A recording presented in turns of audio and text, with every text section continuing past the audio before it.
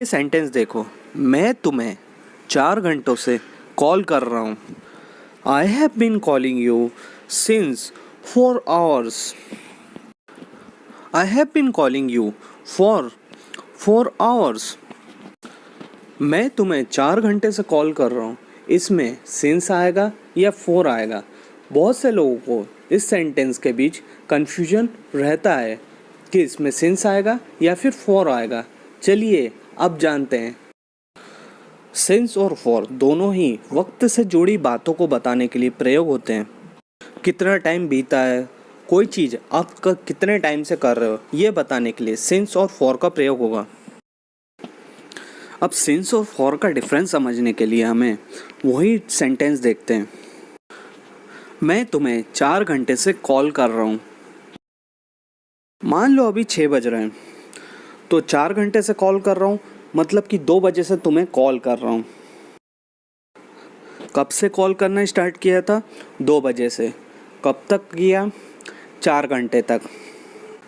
अगर आपका सेंटेंस बताए कब से यानी कि स्टार्टिंग पॉइंट, तब प्रयोग होगा सिंस का। और आपका सेंटेंस बताए कितने समय से, कितनी अवधि से यानी काम की ड्यूरेशन, तो फॉर का प्रयोग होगा। जैसे कि मैं तुम्हें 2 बजे से कॉल कर रहा हूँ। I have been calling you since 2 PM। मैं तुम्हें 4 घंटे से कॉल कर रहा हूँ। I have been calling you for 4 hours। मैं मुंबई में 6 सालों से रह रहा हूँ। I have been living in Mumbai for 6 years। मैं 2014 से मुंबई में रह रहा हूँ। I have been living in Mumbai since 2014। पहले सेंटेंस में फॉर का प्रयोग क्यों हुआ, दूसरे सेंटेंस में सिंस का प्रयोग क्यों हुआ, आइए समझते हैं। अब टाइमलाइन से समझिए। मैं 2014 में मुंबई में अराइव्ड हुआ, मतलब मैं मुंबई में पहुंचा, वहाँ पे मैंने रहना शुरू किया। फिर 2015, 16, 17, 18, 19, 20, अब क्या चल रहा है? 2020। अभी भी मैं मुंबई में ही हूँ। मैं मुंबई में कब आया? 2014 में, जो कि स्टार्टिंग पॉइंट था, जो कि अभी भी जारी है। कोई भी कार्य किसी भी स्टार्टिंग पॉइंट से शुरू होकर अभी तक चल रहा है, तो उसमें हम प्रयोग करेंगे सिंस का। इसलिए हमने सेंटेंस में सिंस का प्रयोग किया था। I have been living in Mumbai since 2014। मैं मुंबई में 2014 से रह रहा हूँ। मैं अभी भी मुंबई में ही रह रहा हूँ, मतलब कि एक्शन जारी है, क्रिया अभी भी चल रही है।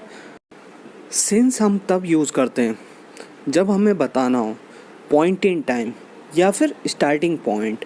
पॉइंट इन टाइम जो कि पास्ट में है, भूतकाल में है, जो कि इस केस में 2014 था।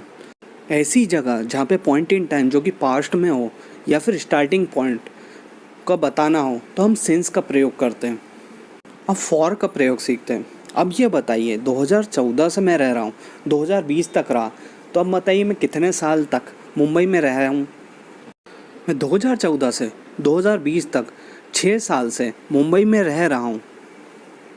ये क्या बता रहा है? ये बता रहा है कि मैं कितने समय, कितने ड्यूरेशन से मुंबई में रह रहा हूँ। कोई भी काम कितना चला, ये बताने के लिए, उसकी ड्यूरेशन बताने के लिए, उसकी अवधि बताने के लिए फॉर का प्रयोग होता है। जैसे इस केस में 6 साल थी। फॉर का प्रयोग पीरियड ऑफ टाइम, नंबर और टाइम वर्ड के साथ होता है। जैसे कि फॉर 15 मिनट, 15 हो गया इसमें नंबर और मिनट हो गया इसमें टाइम वर्ड। जैसे for 15 minutes, for 6 hours, for 20 days, for 5 month, for 5 years। और अगर आपको नंबर नहीं बताना है तो आप क्या करोगे? For years, for a long time और फॉर ए वाइल, मतलब बहुत छोटे समय के लिए कुछ बताना तो फॉर ए वाइल का यूज़ करते हैं। अब एग्जांपल से समझते हैं। Nidhi has been teaching for 15 minute. Nidhi 15 minute से पढ़ा रही है। Nidhi has been teaching for 6 hours। Nidhi 6 घंटे से पढ़ा रही है। ये वो सेंटेंस था जिसमें प्रयोग हुआ था स्पेसिफिक नंबर्स का। अगर हमें नंबर्स प्रयोग नहीं करने होते, जैसे कि Nidhi has been teaching for year, Nidhi बहुत सालों से पढ़ा रही है, Nidhi has been teaching for a long time, Nidhi बहुत समय से पढ़ा रही है। Nidhi has been teaching for a while, Nidhi बहुत कम समय से पढ़ा रही है। जब भी हमें टाइम दर्शाना हो पर हमें उसमें नंबर्स नहीं दर्शाने हो तो हम ऐसे प्रेसेस यूज़ करते हैं लास्ट के 3, जैसे कि for years, for a long time, for a while. अब और एग्जांपल से समझते हैं, जैसे कि I ran for 15 minutes in the park, मैं 15 मिनट तक पार्क में दौड़ा। 15 मिनट क्या है, एक टाइम ड्यूरेशन है। Mohan was unemployed for 5 months, 5 months क्या है, टाइम ड्यूरेशन, इसलिए फॉर का प्रयोग हुआ। मोहन 5 महीने से बेरोजगार है। We will go on road trip for 10 days, हम 10 दिनों के लिए रोड ट्रिप पे जा रहे हैं। 10 दिन क्या है, एक टाइम ड्यूरेशन है। टाइम ड्यूरेशन के लिए क्या प्रयोग होता है, फॉर। अब बात करते हैं सिंस की। सिंस का प्रयोग हम स्टार्टिंग पॉइंट यानी कि शुरुआती जहाँ से शुरू हुआ उस पॉइंट को बताने के लिए करते हैं, और दूसरा एक टाइम बताने के लिए, एक स्पेसिफिक डेट या फिर स्पेसिफिक साल बताने के लिए, जैसे कि for example since 7 o'clock, since Monday, since March, since 2010, since I left my job. एक स्टार्टिंग पॉइंट, जब से मैंने काम छोड़ा। Since end of the last year, साल के आखिरी से एक स्टार्टिंग पॉइंट है जहाँ से मैंने शुरू किया। जैसे they have been playing video game since 7 o'clock, वो वीडियो गेम 7 बजे से खेल रहे हैं। 7 बजे क्या है, एक स्टार्टिंग पॉइंट है, वो जब से खेल रहे हैं, ठीक है। ऐसे सेंटेंस में दे आर प्लेइंग नहीं होगा, दे हैव बीन प्लेइंग का प्रयोग होगा। I have not been keeping well since Monday, मैं मंडे से अच्छा महसूस नहीं कर रहा हूँ। मैं मंडे से बीमार महसूस कर रहा हूँ। मंडे क्या था, एक स्टार्टिंग पॉइंट था जहाँ से मेरी बीमारी स्टार्ट हुई। इसमें यह ना कहना I am not keeping well since Monday, ये गलत होगा। I have not been keeping well since Monday, ये सही सेंटेंस होगा। I have been investing in mutual fund since January, मैं जनवरी से म्यूचुअल फंड में इन्वेस्ट कर रहा हूँ। जनवरी वो समय था जहाँ से मैंने इन्वेस्ट करना स्टार्ट किया था, स्टार्टिंग पॉइंट था, जो कि एक्शन अभी तक जारी है, इसलिए वहाँ पे सिंस का प्रयोग होगा। I have been teaching English since 2014, मैं 2014 से इंग्लिश पढ़ा रहा हूँ। I have been teaching English on YouTube since I left my job, जब से मैंने जॉब छोड़ा तब से मैं यूट्यूब में इंग्लिश सिखा रहा हूँ। तो जॉब छोड़ना क्या होगा, एक स्टार्टिंग पॉइंट था जहाँ से मैंने अपना दूसरा एक्शन स्टार्ट किया था।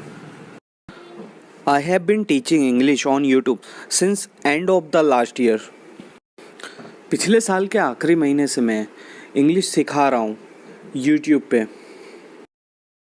आई एम श्योर आपको डिफरेंस तो समझ में आ गया होगा सिंस और फॉर का, पर आप कुछ ही देर में कंफ्यूज होने वाले हो कहाँ पे सिंस का प्रयोग करें, कहाँ पे फॉर का प्रयोग करें। इसलिए आपको एक ट्रिक बताता हूँ। फॉर का मतलब क्या होता है, फॉर का मतलब होता है के लिए। जैसे आपने बिल्डिंग के सामने देखा होगा फॉर सेल, सेल के लिए ये बिल्डिंग, फॉर यू ये आपके लिए। फॉर का मतलब होता है के लिए।